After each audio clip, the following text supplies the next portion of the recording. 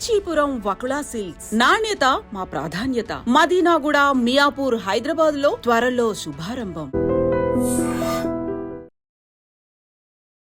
మామూలుగా మీరు చెప్తున్నట్లుగా ఈ వైదిక పరంగా చూస్తే, మన వైదిక ధర్మ నిష్టతో ఆ మార్గంలో చూస్తే గోవు యొక్క ప్రాశస్త్యము ప్రాముఖ్యత మనకు కనిపిస్తుంది.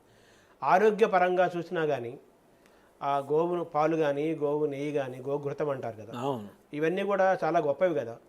వీటి గురించి ఇంకా తెలియాల్సిన అవసరం, అవేర్నెస్ తక్కువ ఉందని చెప్పాలి కదా. మనకు తక్కువ ఉందండి. కానీ ఒకటి, అవి నిజంగా మీరు ఇందాక అన్నారే గోమాత అని.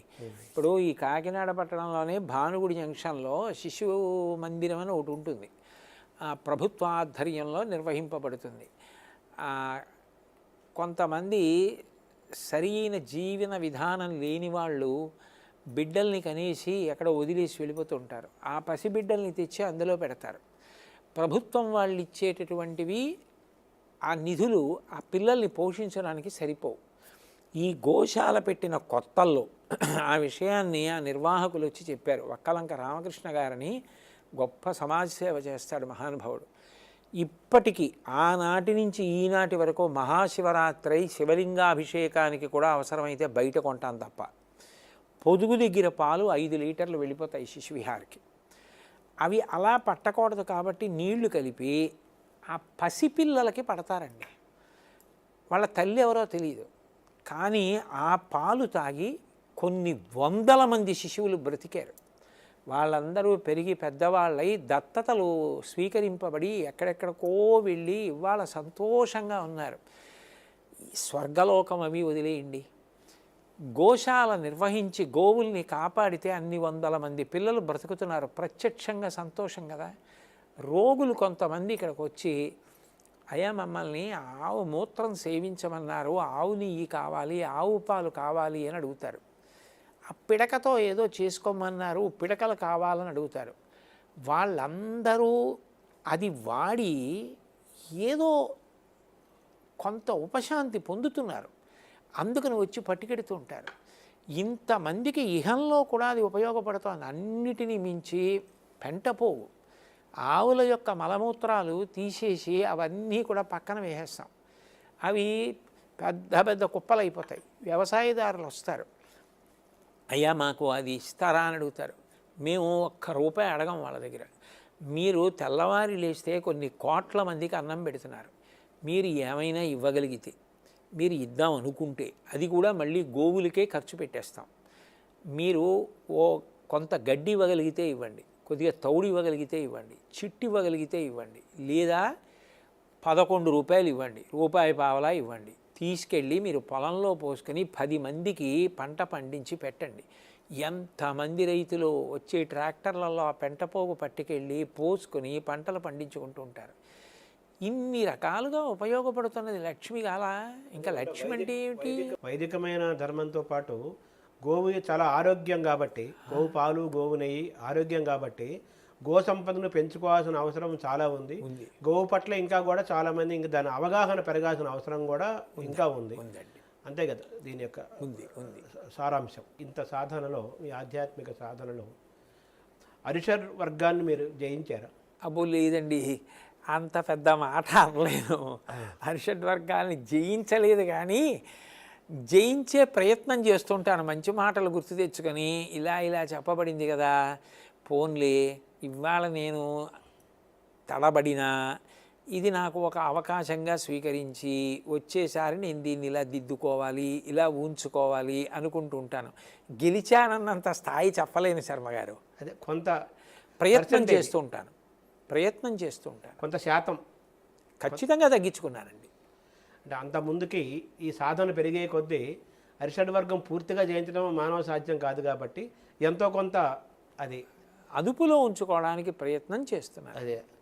తర్వాత మీరు ధ్యానం చేస్తారా? మీ ఉపాసన మామూలుగా శృతితో పాటు ఆ ధ్యానము పిల్లలు, యువతరానికి పోటీ పరీక్షలకు వెళ్ళేవాళ్ళు, చదువుకునే వాళ్ళకి, తర్వాత రకరకాల ఒత్తిళ్లకు గురయ్యేవాళ్ళు, అందరూ గురవుతున్నారు. చిన్నవాడు అవుతున్నాడు, పెద్దవాడు అవుతున్నాడు. ఈ ధ్యానము దానికి మార్గదర్శనం అవుతుంది కదా, ఎంతో కొంత వాడిని మంచి మార్గంలో నడిపిస్తుంది కదా. ప్రశాంతతకి మారు పేరు ధ్యానం. ఆ ధ్యానం వల్ల ఏమవుతుందంటే ఆ ప్రశాంత చిత్తం ఏర్పడుతుంది. ముందు మీరు ప్రశాంతంగా ఉండగానే మంచి విషయాలు స్ఫురణకు వస్తాయి, మంచి నిర్ణయాలు చేసుకోగలుగుతారు. అయితే నేను పిల్లలకి చెప్పేది ఏదంటే ధ్యానం ఒక్కటే కాదండి, సమయపాలన చాలా అవసరం. ఒత్తిడి తగ్గించుకోవాలి అంటే మనం ఏ సమయానికి ఏ కార్యక్రమాన్ని చెయ్యాలనుకుంటున్నామో ఆ సమయానికి తగినట్టుగా సిద్ధం అవ్వడం నేర్చుకుంటే, ఆ కార్యక్రమం ఇవాళ నేను చెయ్యాలి కాబట్టి దానికి నేను సంసిద్ధం కావడం, ఆ సమయానికి వెళ్ళడం, ఆ సమయానికి పూర్తి చేయడం, తరువాత నేను ఎన్ని చెయ్యగలనో అన్నిటినీ ఆ రోజు ప్రణాళికలో చేర్చుకోవడం. ఎక్కువ చేర్చుకుని ఒత్తిడి పడకూడదు, తక్కువ చేర్చుకొని తమో గుణానికి వశం కాకూడదు. ఒకరోజు ఒక వ్యక్తి నిర్వహించగలిగిన వాటిని చక్కగా నిర్వహిస్తూ వెడితే ప్రశాంతంగా ఉండడం అలవాటు అవుతుంది. అది ధ్యానానికి కొనసాగింపు.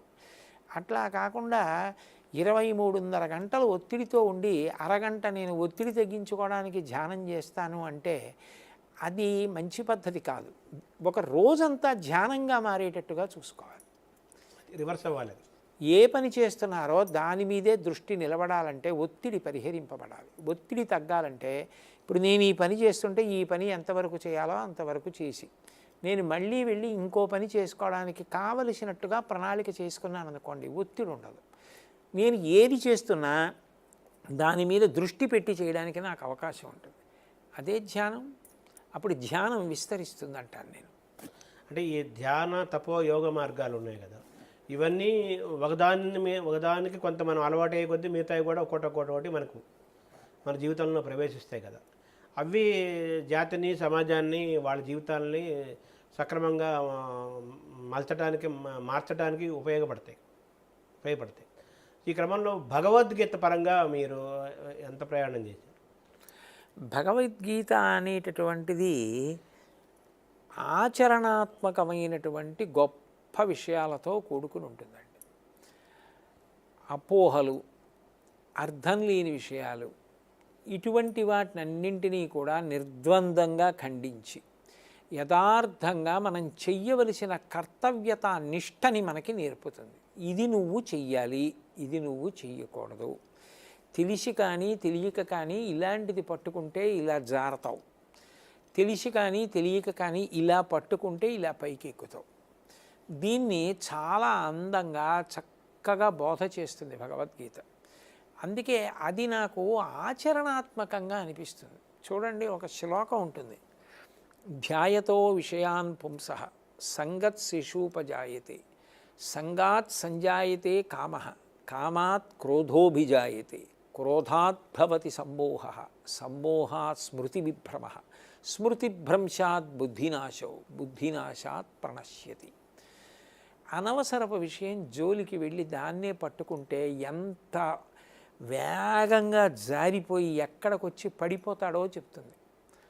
ఒక విషయాన్ని పట్టుకోవలసిన రీతిలో పట్టుకోవడం చిట్ట చివరికి ఏ ప్రయోజనానికి కారణమవుతుంది అంటే ఏడవలసిన అవసరం ఉండదు. అసలు భగవద్గీత ప్రారంభమే అది కదండి.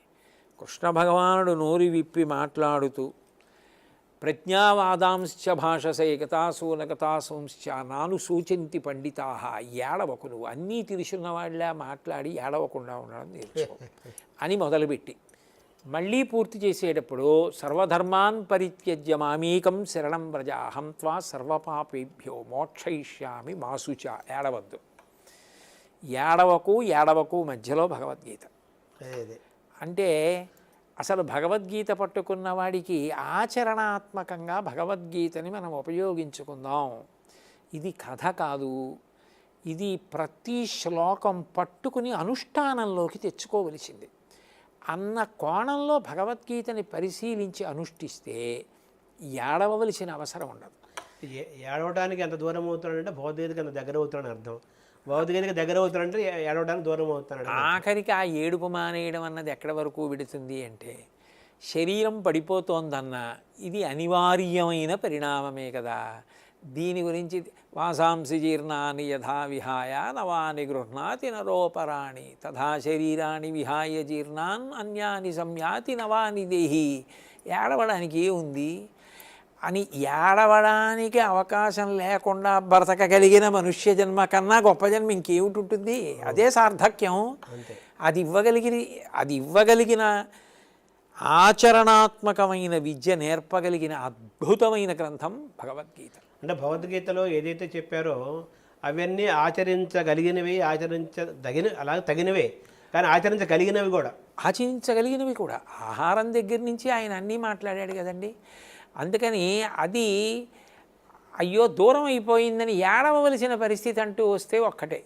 ఇంకా ఆచరించడానికి అవకాశం లేకుండా చచ్చిపోయిన వాడి దగ్గర భగవద్గీత వేసి అసలు నిజంగా బతికుండగా ఆచరించవలసిన వాడు బ్రతికున్నప్పుడు దాన్ని వినకపోవడమే శోచనీయమైన విషయం. వాడు వెళ్ళలేదని అడవాలి మరి. అప్పుడు ఎందుకు భగవద్గీత? అప్పుడు దాకా వెళ్ళలేదని వాడికి వినిపిస్తున్నారు. అప్పుడు ఆచరించవలసిన వాడు ఇది ఆచరించాలి తప్ప అది ఆచరించడానికి రా అంటే ఇంకా ఆచరించే అవకాశం పాపం ఆయనకి లేదు. ఆయన శరీరాన్ని వదిలేశాడు, ఆచరించడానికి సాధనమే అది, దాన్ని వదిలేశాడు. ఆయన దగ్గర ఆయన దగ్గర భగవద్గీత పెడితే ఉపయోగం ఏమిటి?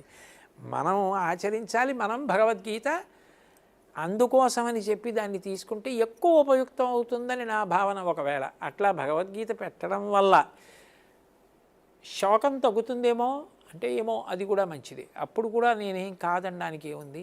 అది వైరాగ్యం వైపు కాదు, మనిషిని కర్తవ్యోన్ముఖులను చేసి చైతన్యం నింపే గీతి కదా అది భగవద్గీత అనేది. అందుకే కదండి అంతా విన్నవాడు ఏమన్నాడు, నాకు అంతా అర్థమైంది, కాషాయం గుడ్డలు ఎక్కడున్నాయి పట్టండి, వాడికి అనవసరం కదా. నష్టో మోహ స్మృతిర్లబ్ధ అన్నాడు. నా అజ్ఞానం పోయింది, నాకు ఏది తెలియాలో అది గుర్తొచ్చింది, పదండి ఎక్కుతున్నాను రథం అన్నాడు. అది కాషాయం కాదు వాడు కోరింది. ఆయన కోరుకున్నది సర్వసంగ పరిత్యాగం కాదు, ఆయన కర్తవ్య నిర్వహణకు ఉద్యుక్తుడయ్యాడు.